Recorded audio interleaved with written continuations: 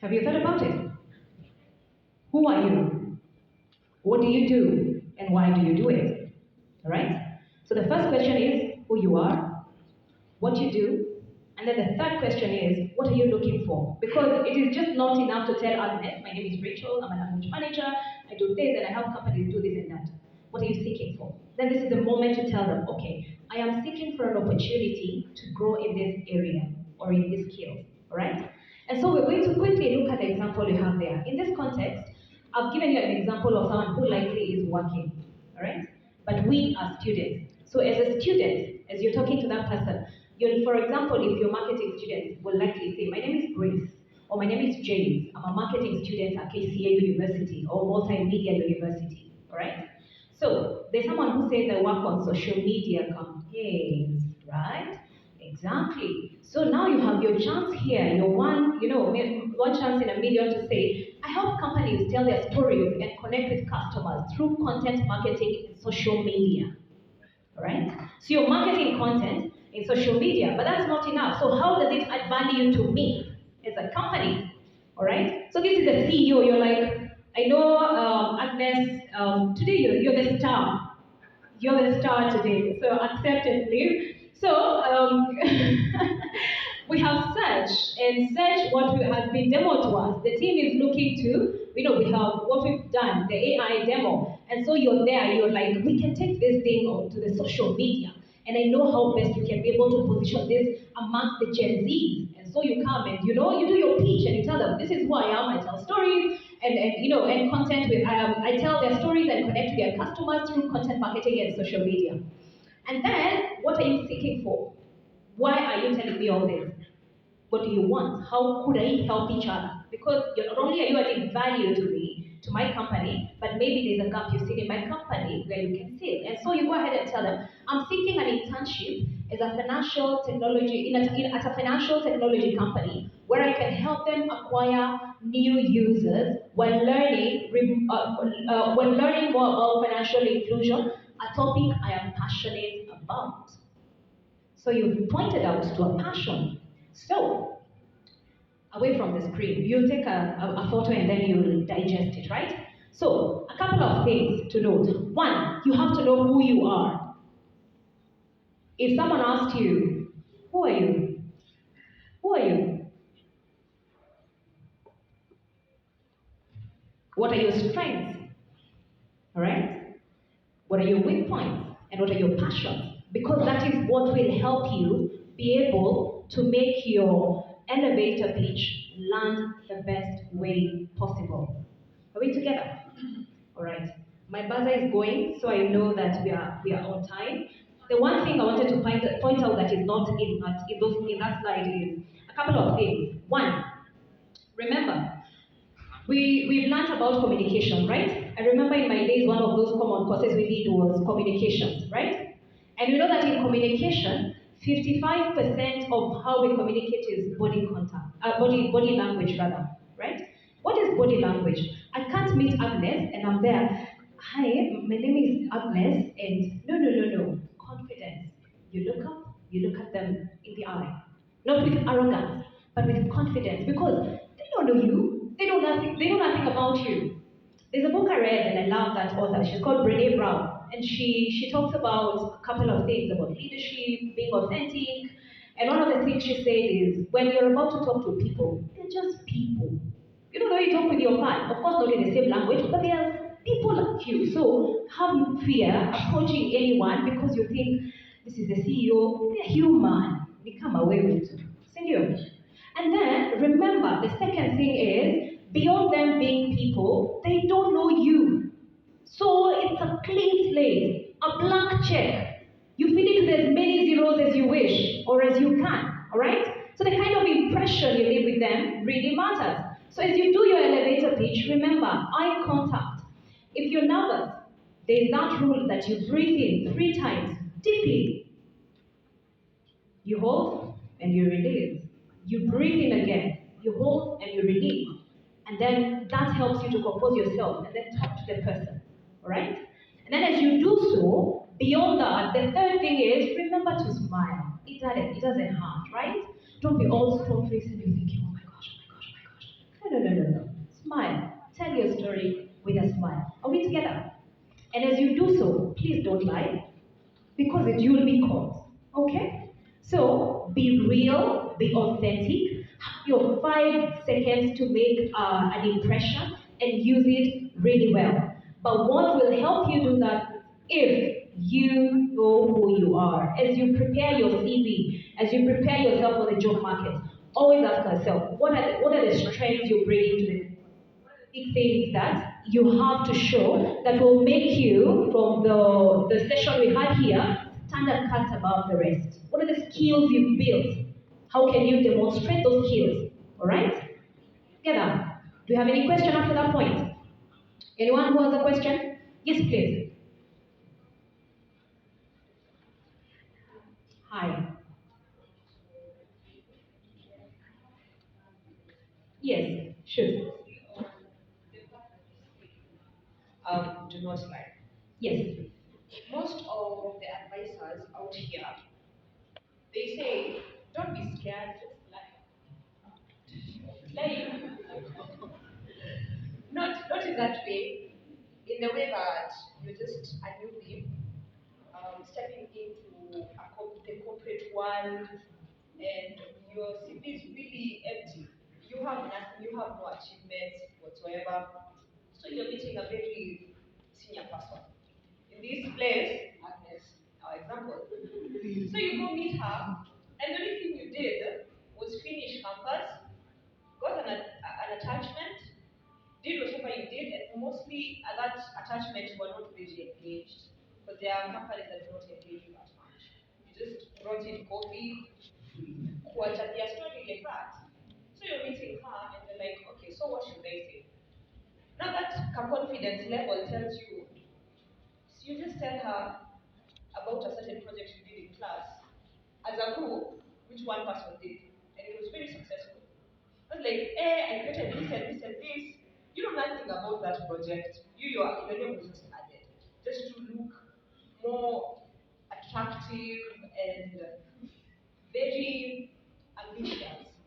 So at that point, what do you say? Like, should I go say I haven't achieved much, but I'd like to work for you? So what do you say? Good question. Great question. I'll follow it up with a question and I'll ask you. So let's say you lied and you told Agnes you did this project where you launched a social media campaign for your club in the school network and you're able to land X number of, engagement or percentage of engagement, right? And then Agnes, when you walk into her door, she gives you that internship. You walk in on Monday, and then she tells you, oh, we have this new idea that we want to launch, and we want to, you to pick it and run with it. What are you going to do? Likely, chances are you'll be called pants down, literally. So, bottom line is, for me, what I say is, be real, be authentic. Agnes said, if you don't know something, I think that there was a conversation saying, be real, be honest, all right? Be honest, because the fact that you're already that lift, going for that elevation, shows that you're interested enough, all right? You've made the effort. Then the second thing is, if you're that kind of a student who would make such an effort to go that far, I wouldn't imagine you'll be at university, sleeping the whole day, but there are clubs running and you're not taking part in it. I wouldn't. That completely contradicts the story, all right? So what I see here, all of you, is people who've got a lot of potential, taken out their time, it's called out there, forgotten everything else. There are so many things they could do out there, right? But we're here. So in the university setting, ask yourself, what can you do to be able to get engaged? I'll give you an example, but I'm sorry, this one I have to give. When I was interviewing for the job I'm in right now, we had COVID, and during COVID season, one of the things that is more often forgotten is sanitary towels. And everyone was, cash stripped, like we were short of cash. And for me, one of that became a problem because most parents would prioritize food over sanitary towels. So what did I do? I went, gathered up some girls, and we agreed we're going to divide my area into zones, look at girls who really are needy, register them, not only give them sanitary towels, but also engage them, like come for us where we talk about different things, how they keep themselves engaged during that time when everyone is idle, right? And I went on social media to all my friends, did a campaign, people gave, I told you don't have to give money, buy sanitary towels, bring them. We packaged them so well, and we had quite a number of sessions. And so when I got the interview, they asked me, tell me about a project you've ever done. If I didn't have anything work related, I give that as an example. And it shows that I can actually organize, all right? So don't just think about work, think about life, because work is part of life. It's not life itself, it's part of life. So don't constrain your thinking to, we all are maybe in church, in a group, you're leading something, you wouldn't lack something, especially if you're active. Does that answer your question? Perfect, thank you. Anyone else? Okay, perfect. Thank you so much. Thank you. Let's Rachel that hand.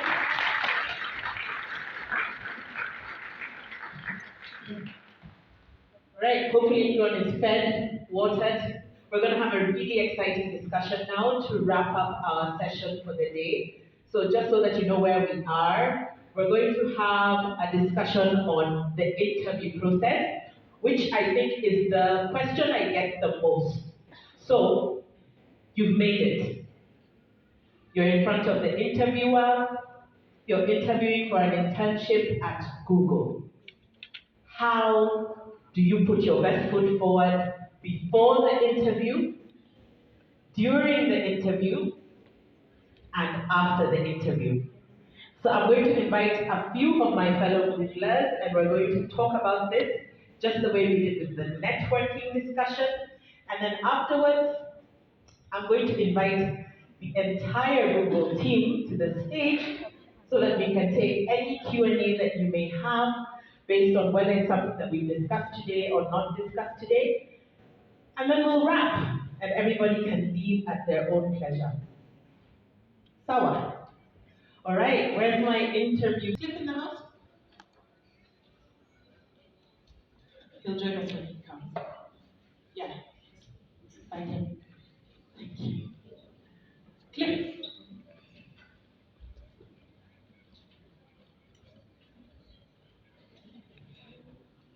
Okay, so I think between all of the individuals on stage here now, we have over 100 years of interviewing experience between us. So we're going to have a candid discussion around what is it that we look for in interviewees before the interview, what are some of the things that you can do to get you prepared and to put you in the best possible position to succeed. During the interview, what are some of the horror stories that we've seen that make us almost recoil when the candidate is in the room? And after the interview, what are some of the things that are very endearing that candidates can do to leave a lasting impression even after they've left the room? So we're talking about communication and interview prep. Rachel touched on the communication piece. So communication can be done, and I think there's one additional way to communicate, which I think you might talk about. But communication is in three ways: body language, the words you say, and your tone of voice. Are they equally important? Is it 33, 33, 33? Which of those is the most important? Shout it out. Body language. Second most important, tone of voice, and then words. I heard that one, I was like, isn't what you say important? But look at me, right? I'm going to introduce myself. So, I'm from Google.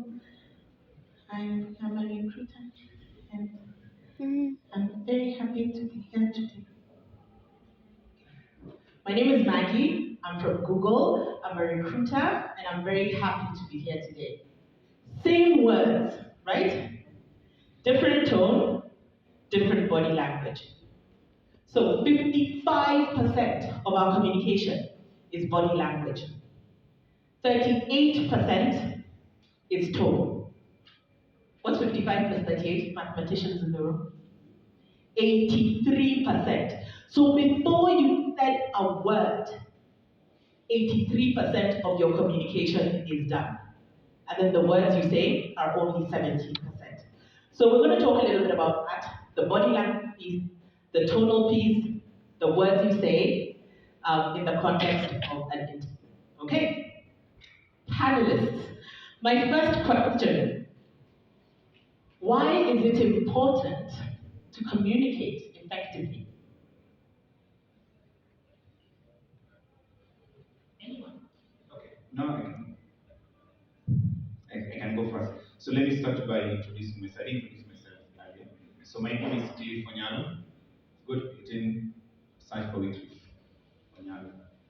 I'm a product marketing manager. I handle Google search. So why is it important to communicate effectively? That's the question, right? What Maggie has just demonstrated there. Okay, if assume you're hiring one person and you have those two people. Even before going to their qualifications, who will you hire? Yeah, the Maggie who communicated 83% without even uttering a word, right?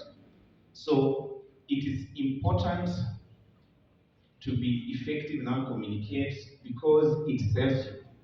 Okay?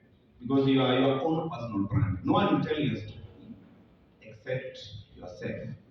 And you have to tell it in the most concise, clear manner. Okay? So I think that's why it's very important. And another thing is you don't want to land a point and misrepresented. Like the point you're landing lands very differently from what you intended to say. So I think the more clear you are in communicating, the better it is. You will land what you want to land across. And then another thing is you also don't want to miss the important points.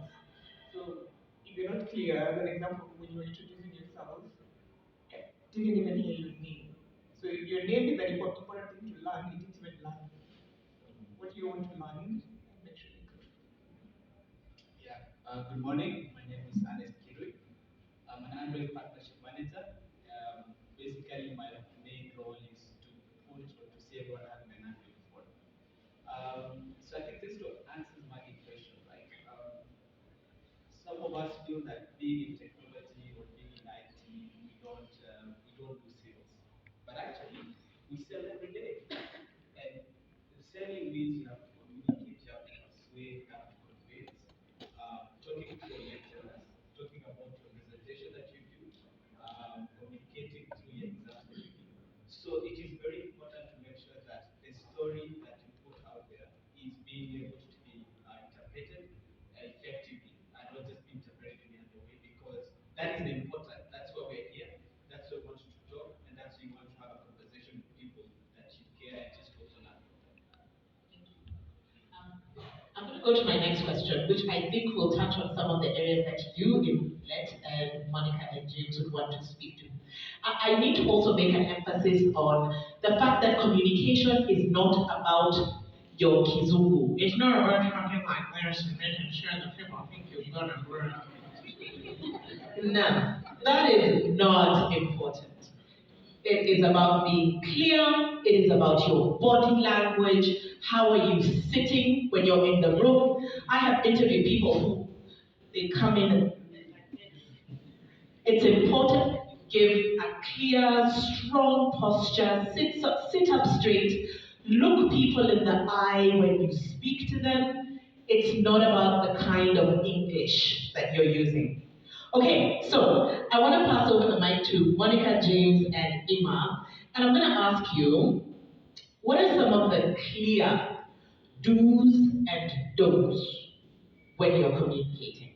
Ima, I'll start with you. Alright, thank you. So my name is Iman. If you go to LinkedIn, Iman Kitakini, I am a user experience researcher at Google. Now, the do's and don'ts, I think you've already touched on one. Be confident, be authentic. People can see through you. Okay? So it's very important to be authentic and also to be truthful. Please, whoever told you to lie, don't lie. People can tell when you're lying. And even if you get the job, probably will keep it for 3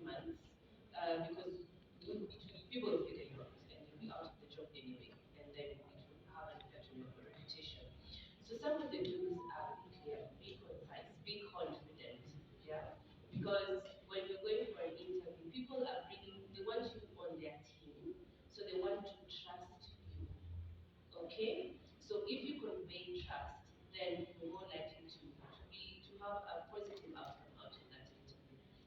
A few of the don'ts that I would like to say is it's very important that you're not defensive. Okay? It's very important that when you get feedback, don't be defensive. Even when you're talking about experiences that you had that didn't go your way, don't be defensive. Talk about the lessons that you learned. Okay? As opposed to this is one of the wrong things that happened to me. And also one of the don'ts that I usually say is do not tell the interview what you think they want to know. Just be as authentic as you can. I think that would be my two cents. And also don't interrupt. Yeah? And respect the interviewer's time. Don't go blabbing. If you don't know the answer, it's okay. Just say, I'm not experienced in that, and go to the next question. Or say, I don't have experience in that, but I also did this, and maybe if you want to listen to that, that's important to you. Okay? So don't go talking and talking and talking. No. Just be as clear, concise, have your points. I only have two, because you've touched about Iman. One of the tools is always ask for clarifying questions whenever you're not clear about a question that an interviewer has asked. That engagement between you and I is very important because it helps me also understand how your thought process is as you're communicating to me and as you're answering my question or as you're telling me something. Okay? So ensure that you always ask for clarifying questions. And then number two, whenever you're communicating, if there are any assumptions that you're making, don't assume that I know. Tell me of any assumptions that you're making. The only notes I have is because post-COVID, we've been doing a lot of interviews online. So the don't is ensure that you're in a conducive environment, no background noise, goats are not bleeding in the background, ensure that nothing is interfering in the interview. Test your internet connection, because that might also affect the outcome, how you communicate with the interviewer. I always insist, have your camera on. Okay? Have your camera on. It's always important for me to have a conversation with you eye to eye. I've had instances where someone was Googling the answers to the questions I was asking, and I went a step ahead and told them, share your screen, let's see your search history, and I showed that these guys were actually searching for the answers to the questions. So ensure that you also don't do something malicious, because that might actually affect the outcome of the conversation you're having with an interviewer. Wonderful. And to the point around the camera, check the angle. I've interviewed someone, and the entire interview, I was looking up their nose. Because the angle was terrible. Check the camera angle. If you're using your phone, position it in a position where somebody can see your face very clearly, because to James's point, a lot of our interviews today are online. And you will hear me say this, and anyone who knows me knows that preparation for me is my buzzword. Prepare. If you have a friend, practice in front of the friend, right? Sometimes there are things that you do when you're speaking that you don't even know that you do. I'll give you an example of myself. I used to, and sometimes I still do, say a lot. And when I practiced for interviews in front of a friend, she told me, Maggie, you say a lot. Very small things like that. Practice in front of a friend. Get a friend, ask them to practice with you. If you don't have a friend, at a minimum, practice in front of a mirror, record yourself speaking, watch it back, see how you come across. Because some of these things are very subconscious. Thank you, James. Monica? Yeah, I think my colleagues have covered most of them. But if it's going to be a physical handshake, it may seem like something small, but please have a firm handshake. It's very, have you ever greeted someone and they were literally like their hand is, it's a first impression thing. Have a firm handshake. I'm also not saying now, now the recruiter's hand is really big before we even start the interview. Have a firm handshake. Then, doubling down on what Maggie said, do your research. When you do your research, what it does is when you go into the conversation, you're not as tense. You know what the company does. You probably we are in an environment where sample questions are there on interviews for different companies. You've probably seen those, you've seen the style that they interview in, and so you're a bit more relaxed. So do your research. It will help with how you approach the conversation, and to take it back to what James said with the virtual interviews, see if you can get a nice background.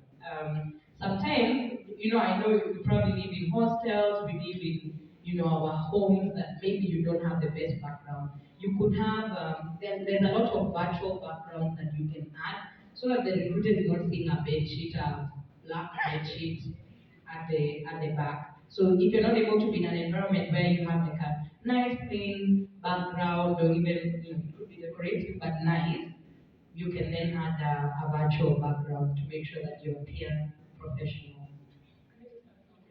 So on that one, if it's impossible for you to get a nice background, or just explain your strength, get that out of the way as a first thing. Like, I'm sorry, I'm in a bed sitter, my background is this way.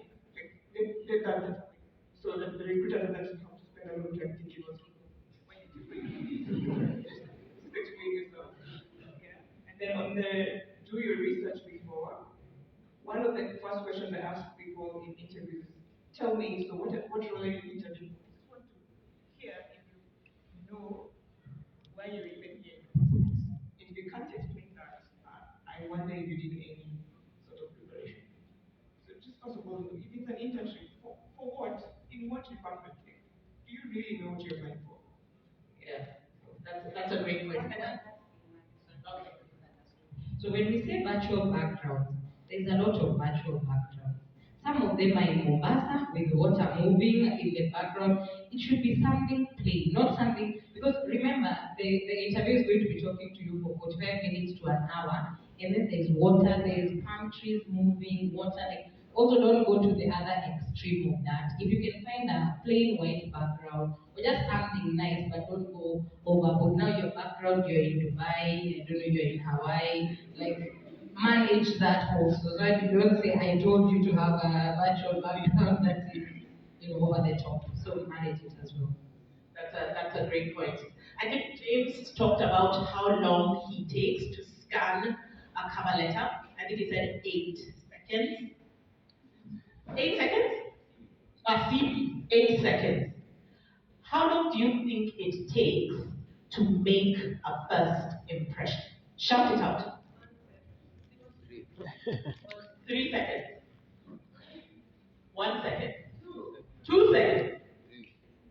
So most people, most interviewers, and this is so unfortunate, but most interviewers, within 20 seconds of speaking with you, have decided on whether you are going to make it to round 2 or not. 20 seconds. So first impressions absolutely count. So that background piece, critical. Your camera angle, critical.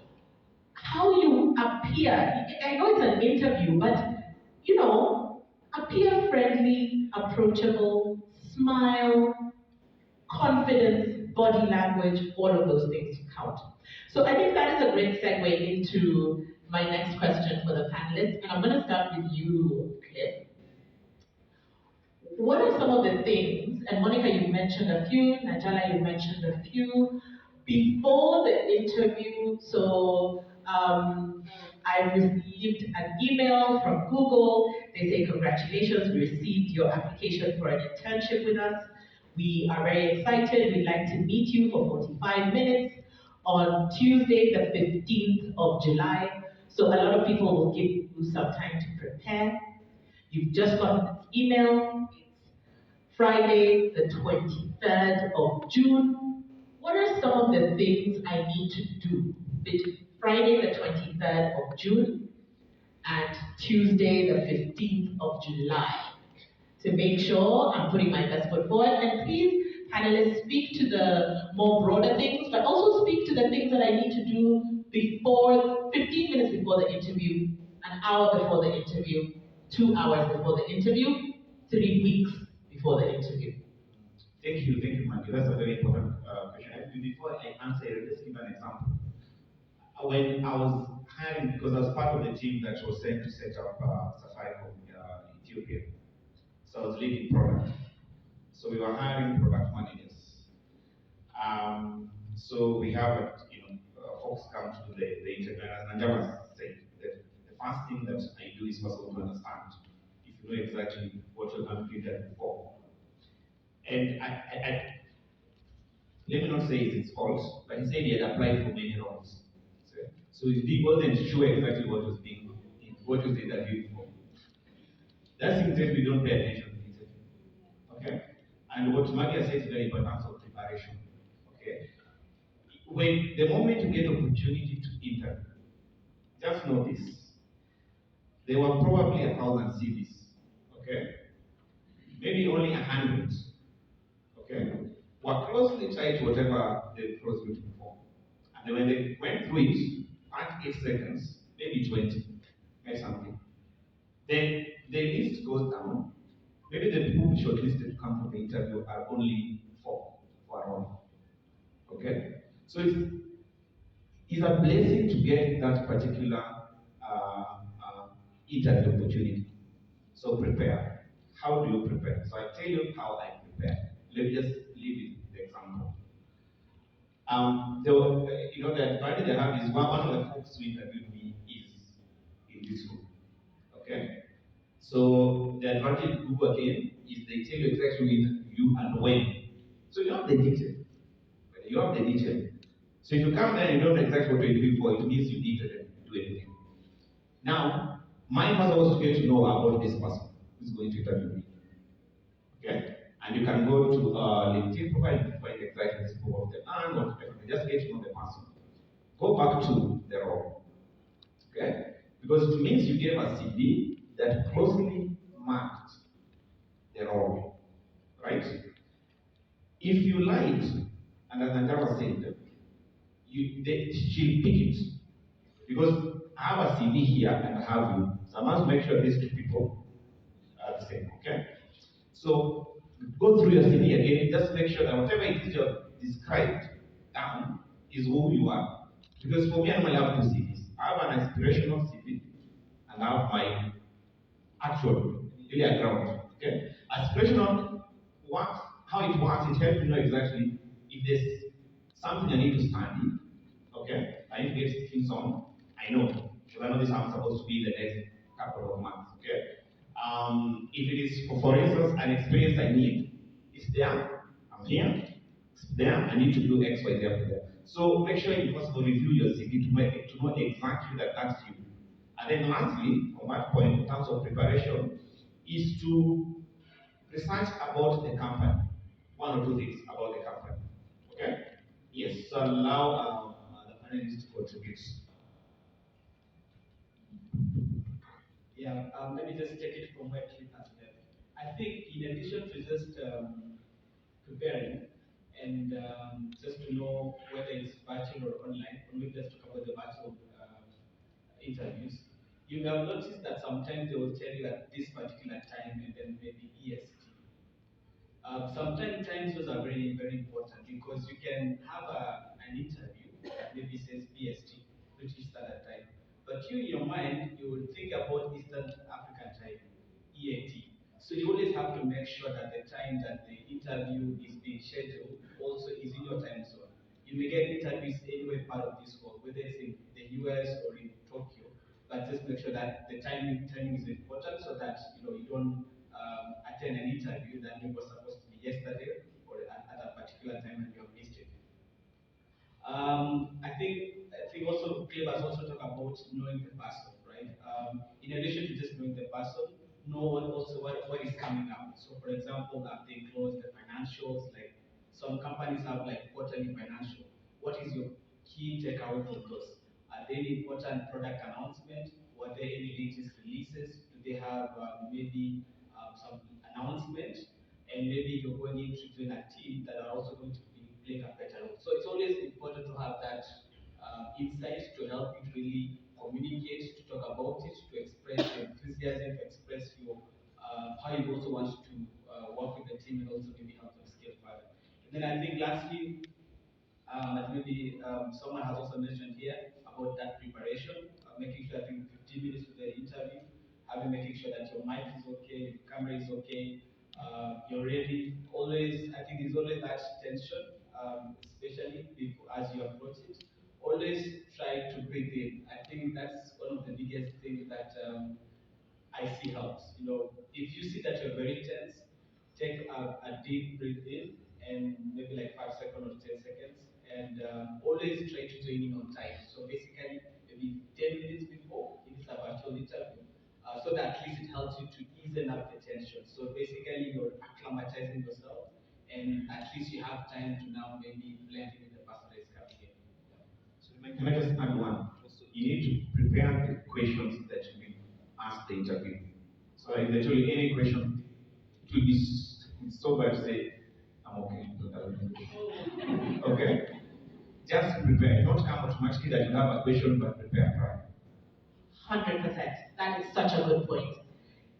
People who don't ask questions in interviews, it's a bad look.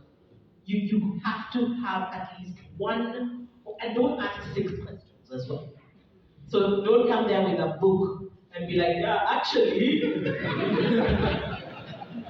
So one or two questions that you have for the interview. If the interview is in person, visit the location. If you've never been there, go visit the location beforehand so that you're not struggling on the day of. And then also be a little bit early, but not too early. So I've had candidates appear for their interview 2 hours in advance, sitting in the reception for 2 hours. That's too much. If you find yourself 2 hours early, don't go to the venue yet. Arrive at the venue about 15 minutes ahead of time, if it's an in-person interview. Zida, you had, Madam Jana. So there's, and I think here is for graduates, so your first sort of interview process, some part of that could be an aptitude test. I think a lot of you probably will go through those as you apply for your first roles. I think I want to hear from Monica, how do you prepare for aptitude test? Yeah, no, thanks, Angela. I think so. The thing with aptitude test or any graduate recruitment processes that you're going to go through, there is no other secret. You must practice. You might be the best in math in your high school, in your university life. You scored a first class, but there is no other secret. You have to practice. And with most of, especially the aptitude test, they're not difficult questions. What there is there's a time crunch. And that's why it's necessary to practice. So you have to practice, see how many questions you're able to answer within the time. And I think, the previous panel that we were on, there are some disadvantages of being in our generation, but there are some advantages as well. Most of this information is online. You will find that there are some companies that will even use those same aptitude tests that you use to practice. So I think there's no other secret. You have to practice, which is part of preparing, as Magi said. Yeah, 2 days. Number one, you can either respond to the person who's invited you for the interviews and ask them whether they have any prep materials that they can share with you. Nowadays, most of the companies, regardless of the role, you have prep materials. So you need to ask that. Are there any prep materials for me to leverage on to understand what are the focus areas that the interviewers will be assessing me against? Number two, once you have that, go to www.youtube.com. Kindly make YouTube your number one friend when it comes to preparing for interviews, even at work. Just type there how to prepare for an interview. You'll be given a lot of guidelines. Google has done a very good job to even give you what I call a Kenyan. You'll get the situational questions there, and most likely one of the questions will be a reading of what will be asked during the interview. Nowadays, we've even gone a step ahead. For example, in some of the roles, I give you the question in advance, and I'll ask you the same question during the interview. Just checking how you prepared, how your thought process is, and whether you actually took time to do your research. And the last thing, do your research about the company. It's very important. Okay? Get to know the innovation direction direction that the company is taking, the strategy, what's the latest that the company has rolled out in the ecosystem, because it might be us, regardless of which role you're being hired for. What's the latest that you know of the company? Or in 2010, what direction did the organization take? And if you were the leader then, or if you're in this situation then, what would you have done? I think maybe just to add one more thing. I think as a team, it's very important for you to understand what an interview is.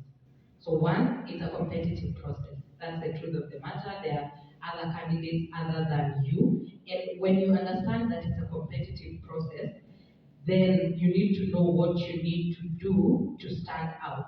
So for example, if your handshake was like this and somebody else has a firm handshake, they made a good first impression.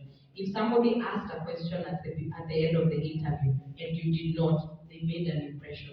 If somebody researched and as part of the conversation they were able to bring up something like, oh, well done on your financials, I see you guys did really well, they have made an impression. So understand one, it's a competitive process. What can you do to make sure that after the whole day of James and Maggie interview, they remember that X person said something that felt that it was, it was impressive.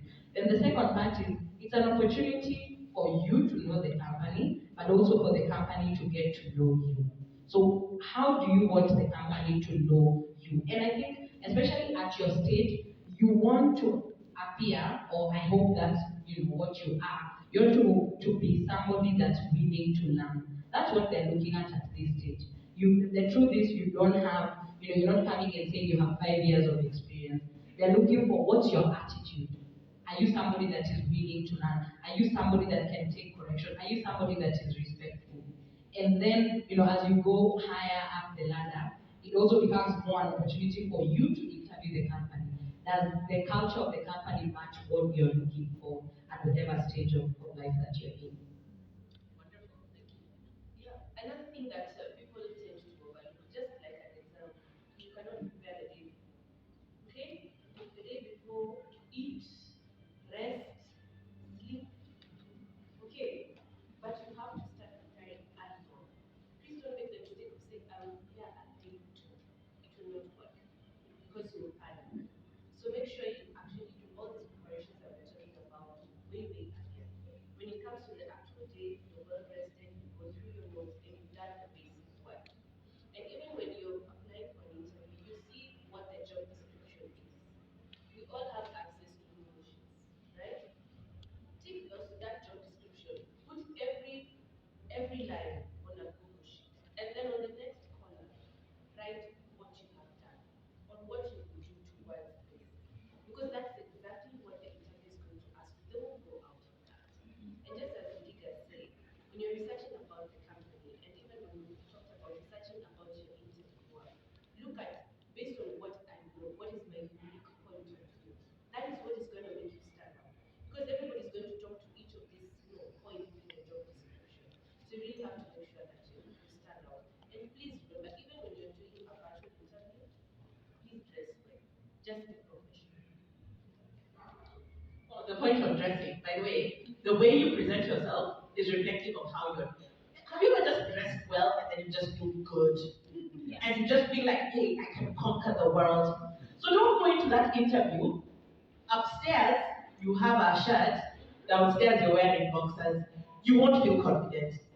Imagine wear pants, and it will reflect in how you carry yourself in that interview, even if it's online. Okay, last one, and I know Rachel is going to harass me on time because we need to have a little bit of time for Q&A.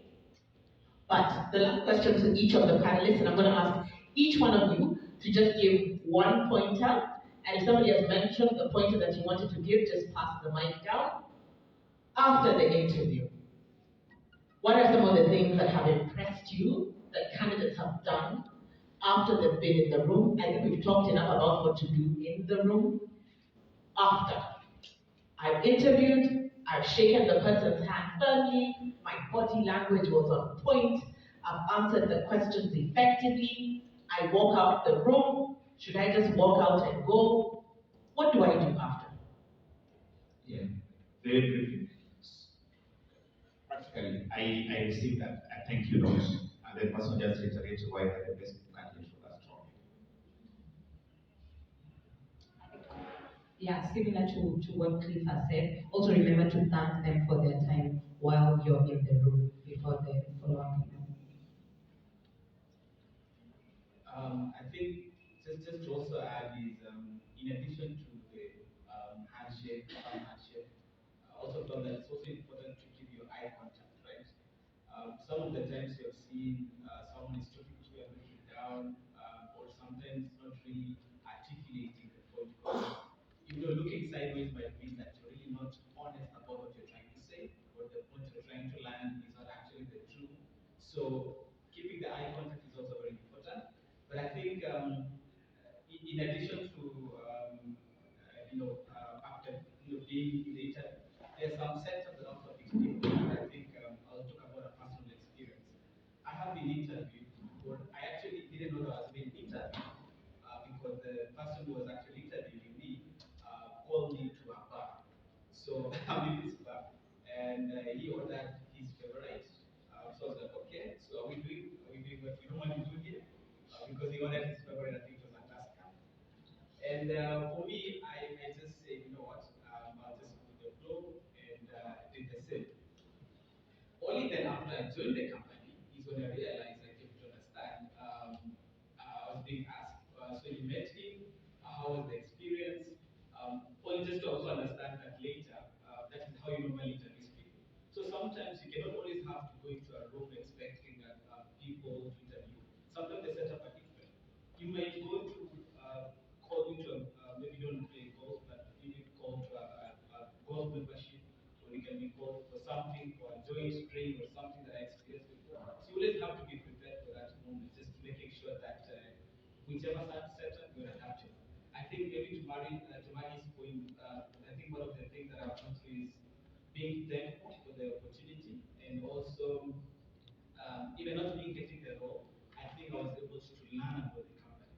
So I think that was the biggest walk away for me, and also for the organization because I think, like I think Monica said, it's not about you just going to interview; it's about learning about the organization. So those are some of the biggest assets that you can also walk away learning about the company.